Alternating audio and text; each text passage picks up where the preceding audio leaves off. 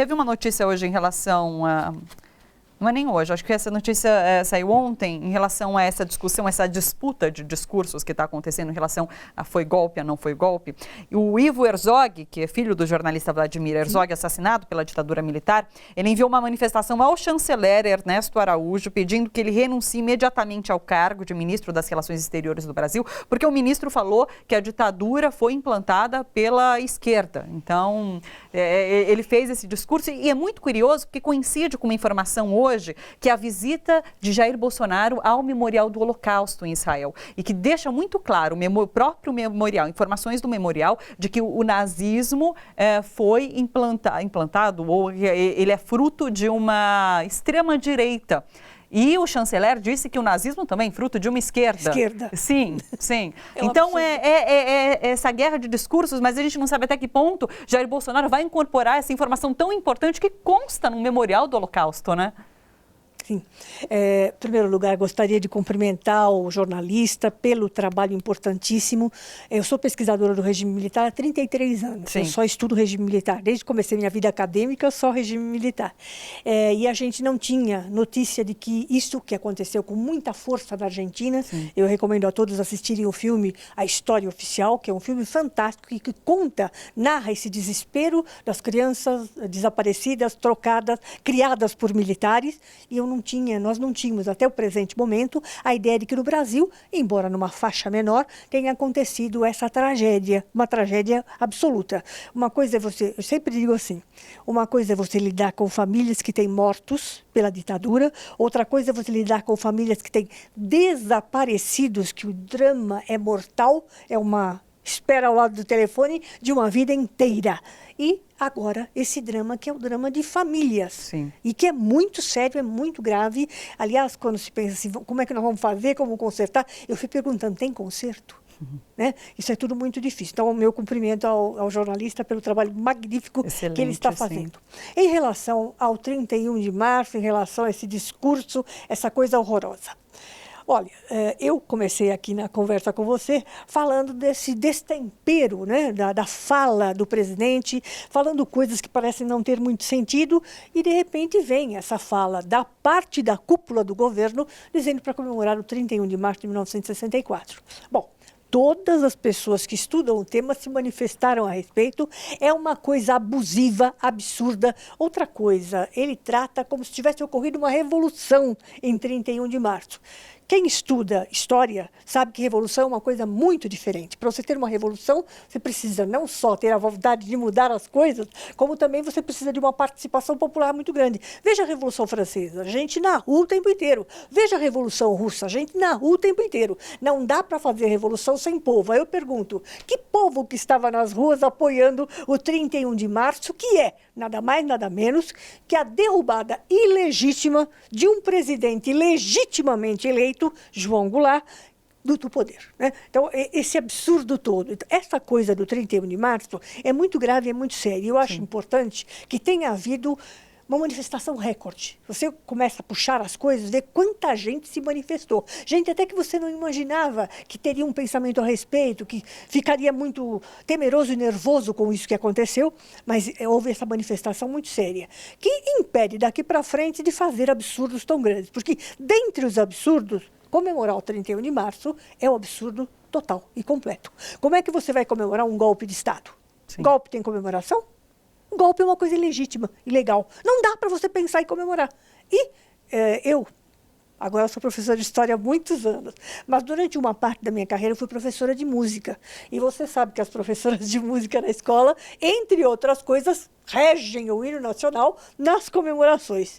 Como professora de música, eu cheguei, durante alguns anos, no início da minha carreira, a comemorar, tirem todas as palavras, isso é o que se dizia na época, o 31 de março. Depois, retirou-se, era um feriado, retirou-se do calendário o feriado e nunca mais houve comemoração. Ou seja, essa revisão em relação ao 31 de março já foi feita pelo povo brasileiro há muito tempo. Não tem sentido, não tem lógica, dos absurdos é o maior. Sim. Você, como professora de história, como você sente que esse debate está sendo realizado em salas de aula? Como os alunos têm encarado, como estudantes jovens têm encarado essa discussão que está acontecendo no Brasil hoje? Olha, eu fico feliz, de certa forma, se é que a gente pode ter alguma felicidade neste momento, mas eu fico feliz sabendo que, por exemplo, os jovens não estão fora, alienados. Não estão. Eles estão observando e muitos jovens têm se manifestado já mostrando o seu horror. Até pode ser um jovem de uma família que votou no Bolsonaro, não tem problema. Mas esse horror está se manifestando de uma maneira geral. Então, eu estou muito contente que o jovem está tendo uma participação política e uma participação política crítica, uma visão crítica em relação ao momento que nós estamos vivendo. Que bom. Só para contextualizar o dia de hoje, 2 de abril foi quando o Jango foi deposto do Congresso, pelo Congresso, como tendo abandonado o cargo, né? Queria que você situasse para o nosso telespectador o que é esse 2 de abril e a importância que ele tem. Vou me permitir um pouquinho, começar um pouquinho antes, né?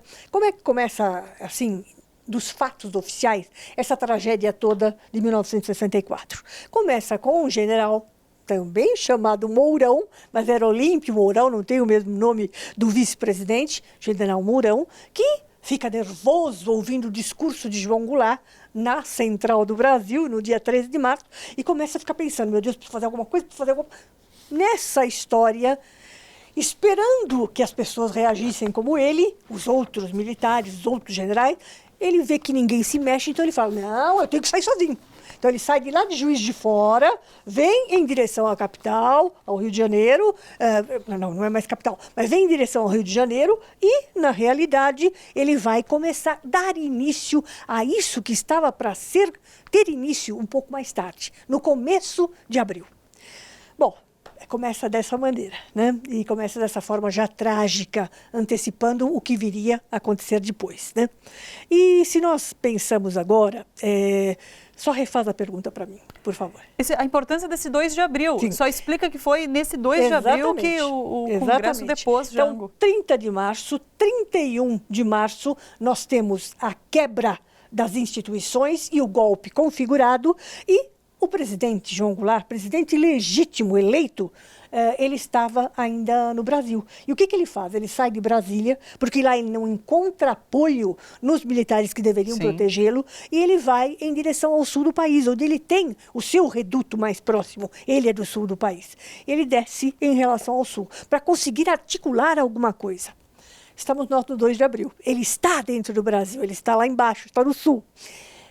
E a Câmara dos Deputados, assim, num piscar de olhos à noite, como foram todas feitas as coisas escusas, a Câmara resolve dizer que o cargo está vago. Sim. Como é que o cargo está vago se o presidente está no país? Está vago como? O homem está aqui, ele é presidente legítimo do Brasil. Então, no dia 2 de abril, o que acontece dessa tragédia toda é declarar vago o cargo de presidente da República na presença no país do presidente legitimamente eleito da República Brasileira. Então, esse 2 de abril é mais quer dizer, é como se você fosse fechar um quadro, tudo de mentira, tudo de falsidade. Eles vão lá, abrem a Câmara, começam a assinar papéis e assinam que o cargo está vago. Portanto, se está vago, podem conduzi-lo para um governo temporário, que é o governo do senhor Ranieri Mazzilli. Sim, influenciados diretamente pelos militares. Não tem dúvida nenhuma. Sim. Outra coisa que deve se pensar sempre, existem estudos, mas talvez não em quantidade suficiente, mas a presença estrangeira dentro desse golpe. A presença dos Estados Unidos é muito forte. Quem era o diplomata-chefe, né, o embaixador dos Estados Unidos, era um cidadão chamado Lincoln Gordon, que conspirou o tempo inteiro. Então, a ilegalidade ainda tem outras cores. Ela tem uma cor internacional, externa. O dedão dos Estados Unidos, como sempre querendo mandar e desmandar na população dos outros países, aqui dizendo o que precisaria acontecer. Professora Maria Aparecida, muito obrigada pela sua presença hoje. Obrigada pela conversa. Eu que agradeço, porque você sabe, né? Os pesquisadores não têm para quem falar. Então, quando se chama alguém e der a oportunidade dele falar, é muito bom. Eu que agradeço o convite. Muito obrigada. Vamos trazer sempre os pesquisadores para cá. Estamos trazendo. Obrigada, viu? Gente, bora fortalecer a TVT? É só clicar em inscrever-se e depois clicar no sininho. Pronto. Assim que pintar notícia nova, você fica sabendo no ato.